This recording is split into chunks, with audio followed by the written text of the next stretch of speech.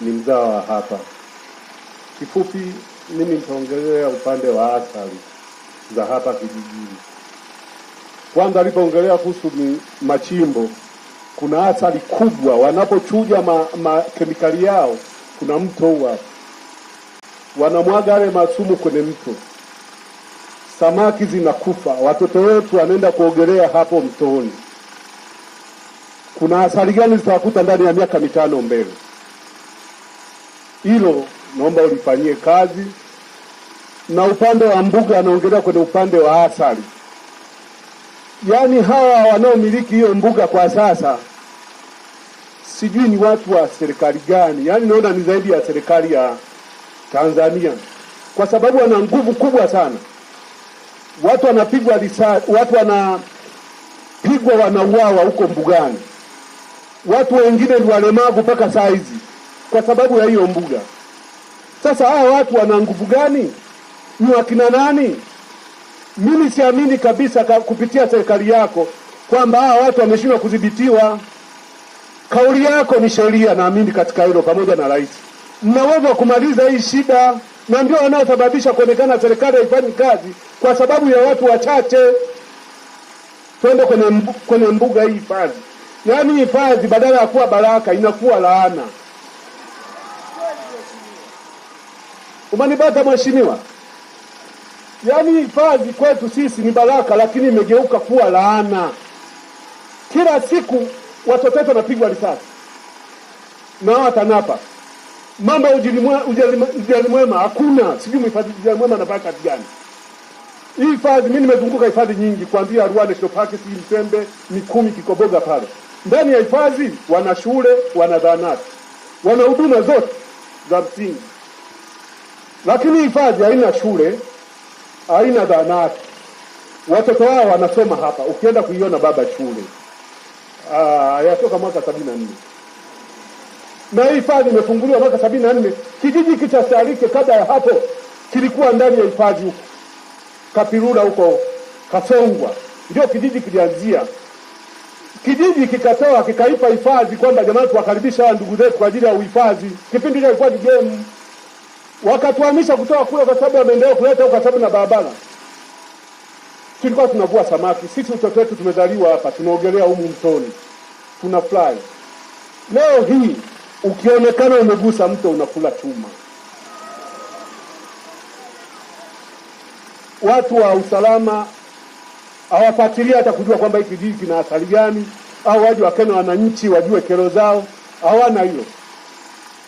Sasa tunataka kujua hawa hifadhi, hawa National Park, hawa bajeti zao za shule na zahanati wanazipelekaga wapi? Kuna zahanati hapo, hata ambulance wanayo huko polini. Watoto wao wanasoma hapa, lakini wanaishi na sisi kama vitani. Yaani huyu anasema wapi Kivu ikasome. Wanyama muda wote wako kijiji. Wakila mazao yako haulipi hata 10. Mama zetu wanapigwa na nyatu, wanakufa kijijini. Hawahusiki. Lakini wenyewe kuvuka mipaka yao hii kuja huku kufanya chochote ni halali yao. Sasa kuna ujirani mwema hapo. Sasa hii kitu inaumiza watu. Unajua kila binadamu ana kichaa chake. Inapofikia sehemu ile hali ikishindikana kabisa, anaona kama la kuwa liwe. Kwa sababu kwa tu watu wanazidi kujaza masumu tu ndani ya mioyo. Na ukionekana unasema ukweli utaletewa meno ya tembo, wewe ni jangili sugu. Wanakuja kukamata, wanakunyepa. Sasa hii nini? Mkuu wa wilaya ameruhusu watu wakalime, wanaambia polisi waje watulinde. Polisi hawana muda. Matokeo yake watu wamepigwa na wengine wamekufa, anatibiwa na pingu. Raia huyo alienda kuangalia shamba lake, aliogawa na mkuu wa wilaya. Sasa hii nini maana yake? Naomba ulinzi wako mheshimiwa. Naomba kabisa unisaidie, unipe ulinzi, kwa sababu hii kitu sio ya kawaida kabisa, hata ukifikiria kwenye akili za kawaida. Naomba utusaidie. Mto maana ndio maisha yetu, watoto wetu wanavua samaki, wanapata riziki. Utusaidie mheshimiwa waziri mkuu, ulimalize hili tatizo ili watu wapone mioyo yao. Watu wa Salike wana uvumilivu na wako vizuri. na wanavyotuona sisi wanatuchukulia kama mapimbi fulani sijui.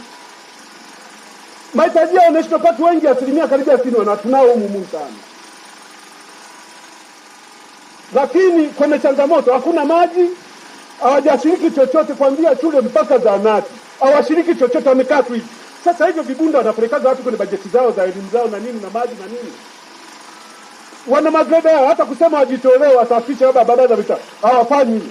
Alafu kila siku wanatupelemba, wanataka wahamishe mpaka wapeleke huko. Mbona tunataka tujenge geti. Nani kaambia wataka jenge tu? Geti jenga huko kwako. Haya bwawa la samaki lina uwezo wa kutulisha sisi samaki. Kwa sababu tunazaliwa miaka ya nyuma na tunafahamu hata historia. Kulikuwa samaki huko, moto kulikuwa watu wanavua samaki, wana relax. Kama ni mambo ya usalama, si ndio maana kama unaishi vizuri na watu, mambo ya ulinzi mwema, watakupa taarifa zote. Bwana kuna asali 1 2 3, tushirikiane tutoe taarifa ili 1 2 3. Inawezekana, lakini wenyewe ni ubabe kwenda mbele, yani umeshajiona kama wenyewe ndio wa mwisho wenye mamlaka. Hawana msaada na hiki kijiji. Kwa hiyo tunaomba Mheshimiwa Waziri Mkuu utusaidie kwa hilo, na Mungu akubariki kwa haya niliyosema. Nasema asante sana. Asante. Sasa ngoja nitoe maelekezo machache kwa sababu hoja nimeshazipokea. Mnaonaje? Moja, jambo la madini. Nimwelekeze waziri wa madini aje hapa kabla ya bunge kuanza. Mwenyekiti wa kijiji, Mheshimiwa diwani, Mheshimiwa mbunge, pangeni huo mkutano, wasiliana na Mheshimiwa waziri, mje hapa mliongee hilo jambo la madini na liishe kabla ya bunge kuanza. Bunge linaanza tarehe 31, kuanzia leo mpaka tarehe 31 waziri wa madini atakuwa amefika hapa na wataalamu wake, kuanzia wale wa juu na wanao saini, ili maeneo yale ambayo yanahitaji wananchi wapate maeneo ya uchimbaji waje wayamalize hapa na wananchi wapate eneo la kuchimba. Na mimi nitapata taarifa sababu ndio bunge litakuwa linaanza. La pili, limeongewa kwa mapana sana jambo la ardhi. Na mimi limenipa maswali mengi sana. Hawa waliouza hilo eneo wako wapi? Kwa sababu hawa watu hawajafika tu wakaweka beacon. Hawa waliouza wako wapi? Wako wapi hawa watu waliouza? Ili eneo limeuzwa lini? Mheshimiwa diwani aliyepita na ndo wameendelea, ama tuna diwani mpya? Diwani yuko wapi? Diwani mpya?